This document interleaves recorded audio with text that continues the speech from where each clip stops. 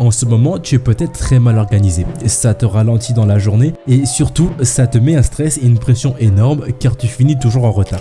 Et sincèrement, je pense que ça commence vraiment à te saouler puisque tu ne trouves peut-être aucune bonne vidéo sur internet qui traite du sujet. Alors maintenant, comment on va faire? Comment va-t-on être mieux organisé? Et bon, déjà, il faut comprendre pourquoi on est si peu ordonné dans notre vie. Et tu vas voir, la réponse elle est très simple. Car il suffit de prendre conscience que c'est l'organisation qui t'empêche d'être organisé. Et j'entends par là le fait que la charge mentale de tous les jours fait que tu n'as plus réellement le temps de te poser et de te faire un planning concret et rationnel. Et oui, bien sûr, je ne te parle pas d'un planning fait dans sa tête ou sur un bout de papier qu'on perd 2 semaines plus tard. Parce que ça, c'est pas un emploi du temps. Et ce dont on va parler aujourd'hui est bien plus abouti et bien plus tangible que ça.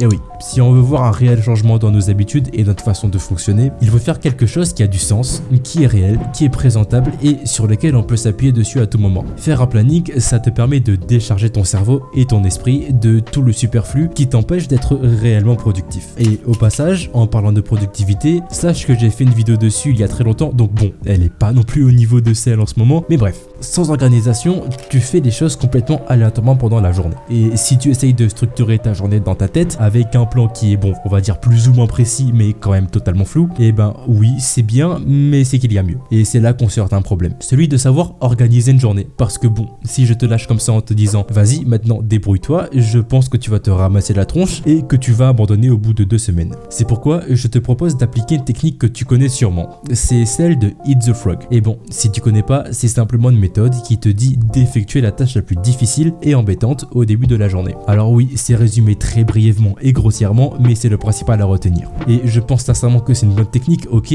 mais on peut peut-être l'améliorer. Ce que je te propose donc de faire, c'est de passer au stade supérieur, le stade où il faut eat that frog and the chicken.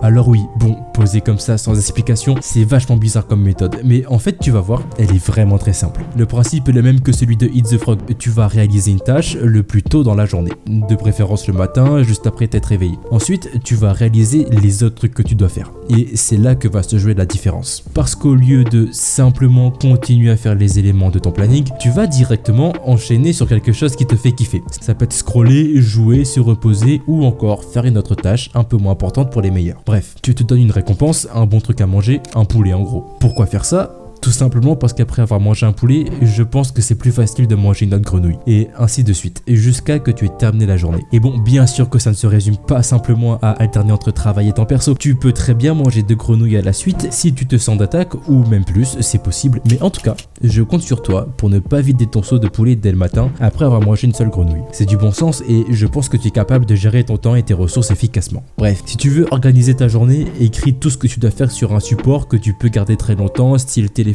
ou bonne feuille. Et le plus important, jongle entre plaisir et travail pour pouvoir réaliser toutes les tâches de ta journée et être pleinement satisfait avant d'aller dormir. A plus.